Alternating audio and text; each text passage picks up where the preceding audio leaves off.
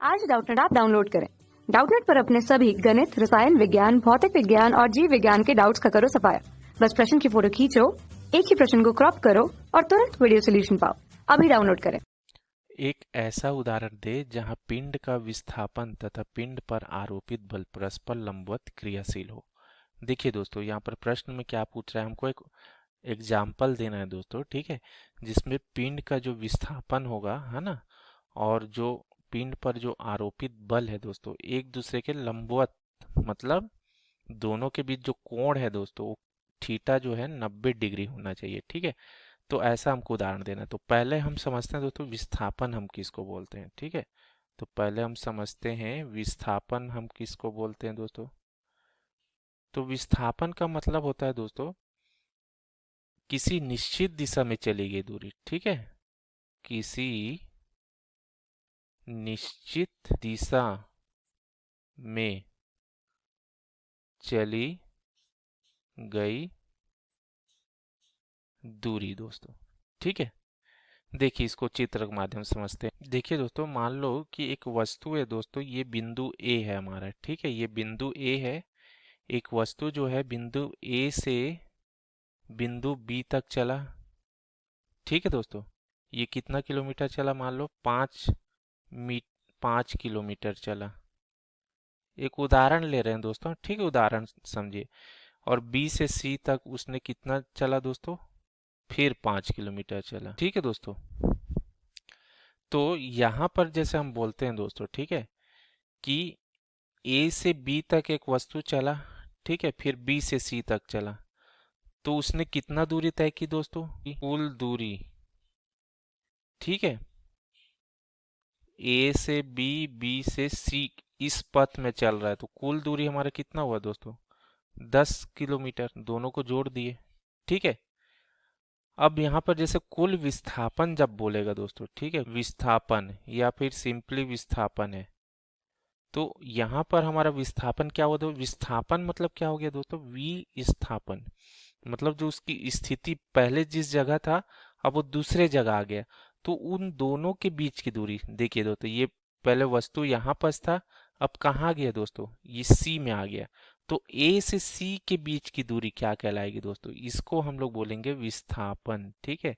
ए से सी के बीच, ठीक है, अगर इसको निकालेंगे तो ये कैसे निकल जाएगा दोस्तों, अगर पाइथागोरस थ्योरम लगा के हम इसको निकाल सकते हैं, ठीक है, लंब का वर्ग आधार का वर्ग बराबर कर्ण का वर्ग, ठीक है, ऐसे करके। तो ये जो भी मिलेगा 5 × 5 = 25, 25 ही आएगा, तो 25 25 कितना होता है, 50, ठीक है दोस्तों। तो ये इसको कितना आ जाएगा, 5√2 आ जाएगा, ठीक है। तो ये देखिए, ये किलोमीटर, तो इसका विस्थापन देखिए दोस्तों, हमको 5√2 किलोमीटर मिला, जबकि ये दूरी जो तय किया दोस्तों वो क्या है, 10 किलोमीटर है ना। तो दूरी क्या होती है दोस्तों, इसमें दिशा नहीं है दोस्तों, आप देखिए ये दूरी को यहाँ से भी ऐसे माप सकते हैं, ठीक है, सी बी ए, ठीक है। दूरी जो है ना, कौन से पथ पे चले गए, जिस पथ पे चला दोस्तों दूरी, उसकी लंबाई, ठीक है। लेकिन विस्थापन हमारा क्या होगा दोस्तों, एक निश्चित दिशा में चली गई दूरी, ठीक है। जैसे कि ये ए से सी की ओर जो दूरी चला, ये होता है दोस्तों, ठीक है। दूरी हमारे यहाँ पर देखिए दोस्तों परिवर्तित हो सकता है, वो पथ पर निर्भर कर रहा है आप किस पथ से जा रहे हैं, ठीक है। जैसे इस पथ पर गए तो यहाँ 10 किलोमीटर मिला, ठीक है। लेकिन विस्थापन हमारा क्या हो जाएगा दोस्तों, विस्थापन हमारे एक निश्चित दिशा में जो चली गई दूरी है, ठीक है, इसको विस्थापन बोलते हैं, ठीक है। तो ये आपको समझ आ गया दोस्तों, इसका कॉन्सेप्ट विस्थापन है क्या एक्चुअल में, ठीक है, निश्चित दिशा में चली गई दूरी, ठीक है दोस्तों।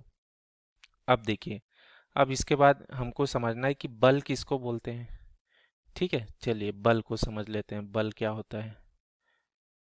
तो बल क्या होता है दोस्तों, जो सामान्य परिभाषा के अनुसार हम लोग जानते हैं, बल क्या है, एक अदृश्य कारक है ना, जो हमको दिखाई नहीं देता दोस्तों, ठीक है, जो वस्तु की स्थिति में परिवर्तन कर दे या करने का प्रयास करता है ना, उसको हम लोग बल बोलते हैं दोस्तों। यहाँ पर मैं लिख देता हूँ, तो देखिए दोस्तों मैंने यहाँ लिख दिया है कि बल एक ऐसा बाह्य कारक है दोस्तों, जो वस्तु की स्थिति में परिवर्तन कर दे या परिवर्तन करने का प्रयास करे दोस्तों, देखिए दोस्तों, अगर प्रयास करता है तो भी हम बोलते हैं बल लग रहा है। जैसे हमारे पास मान लो घर की दीवार है दोस्तों, उसको हम लोग हाथ से दबाते हैं, तो वहां पर तो कोई स्थिति में परिवर्तन नहीं होगा दोस्तों, लेकिन हम उसको परिवर्तन करने का प्रयास कर रहे हैं दोस्तों, इसलिए वहां पर बल लग रहा है। ठीक है, और स्थिति में परिवर्तन होगा तो बल तो लगेगा ही दोस्तों। ठीक है, तो ये बल का एक परिभाषा हो गया दोस्तों। ठीक है, अब देखिए इसका परिमाण हम कैसे निकालते हैं, देखिए चित्र के सहायता से और समझते हैं दोस्तों। मान लो मेरे पास कुछ ये एक वस्तु है दोस्तों। ठीक है, अब इस पर मैं बल लगा रहा हूँ दोस्तों, मान लो इस दिशा में बल लगा रहा हूँ, और वस्तु का विस्थापन मान लो इस दिशा में हुआ दोस्तों। ठीक है, ये बल मैं लगा रहा हूँ इस ओर। ठीक है, ये बल मैंने इस ओर लगाया और ये हमारा विस्थापन है दोस्तों।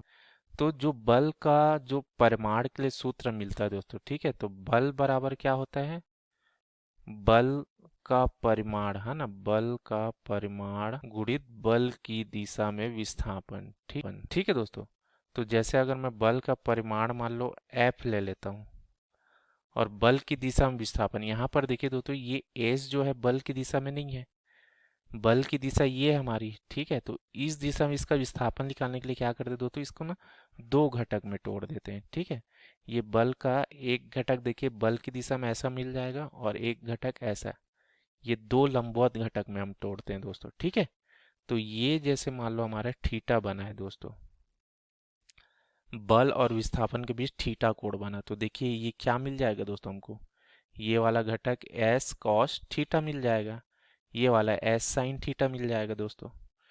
ठीक है, ये एस साइन थीटा। तो मैंने परिभाषा में बताया दोस्तों, बल का परिमाण और बल की दिशा में विस्थापन, तो बल की दिशा इस ओर है, इस ओर विस्थापन क्या है, एस कॉस थीटा। ठीक है, तो यहाँ पर हमारा क्या आ जाएगा, एस कॉस थीटा। ठीक है दोस्तों, तो ये देखिए इस तरीके से बनता है ये एफ एस कॉस थीटा। ठीक है, सदिश रूप में अगर लिखे तो ये बोलते हैं अदिश गुणनफल, या बिंदु गुणनफल भी इसको बोलते हैं। ठीक है, अदिश गुणनफल। तो ये हो गया दोस्तों बल का परिमाण, इस तरीके से हम निकालते हैं। ठीक है, यहाँ पर देखिए दोस्तों ये घटक हम जो है बल का भी विस्थापन की दिशा में तोड़ सकते हैं ना, जैसे ये बल है, इसका घटक एस की दिशा में एक ले लिए, एक लंबवत दिशा, ऐसे भी करके निकालेंगे तो वही आएगा दोस्तों मान। ठीक है, इसमें एफ कॉस थीटा आ जाएगा, और एस तो एक ही मतलब है दोस्तों। ठीक है, अदिश गुणनफल हमारा क्या है, क्रम विनिमय नियम का पालन करता है। एस को आप इधर रख दो और एफ को इधर रख दो, ठीक है, फिर भी मान वही मिलता है। ठीक है, तो ये बल का परिमाण हुआ दोस्तों, इस तरीके से हम बल निकालते हैं। ठीक है, तो अब देखिए हमारा मेन प्रश्न का उत्तर जो पूछा है, क्या पूछा है दोस्तों, हमको ऐसा उदाहरण देखना है जिसमें पिंड का विस्थापन और पिंड पर आरोपित बल परस्पर लंबवत क्रियाशील हो। तो देखिए इसका उदाहरण है दोस्तों, उदाहरण क्या है दोस्तों, कूली द्वारा सामान उठा कर ले जाना। तो आपने रेलवे स्टेशन में देखा होगा दोस्तों, कूली कूली क्या करता है, सामान को उठा के ले जाता है ना दोस्तों। तो कूली जो है सिर में रखता है सामान को, या अपने कंधे में रखता है ना। तो सामान जब वो लेते आता है दोस्तों, देखिए इसका अगर मैं चित्र बना के देखूं दोस्तों तो कैसे, ये देखिए दोस्तों, मान लो ये आदमी मैंने बनाया दोस्तों, इसको आप कूली समझ लीजिए। ठीक है, ये मान लो कूली है। ठीक है, ये सामान ऐसे उठाया हुआ दोस्तों, और ये चलता है मान लो। ठीक है, ये क्या कर रहा है दोस्तों, इस दिशा में सामान को उठा के चल रहा है दोस्तों। ठीक है, तो देखिए दोस्तों हमारा विस्थापन की दिशा क्या है, ये है।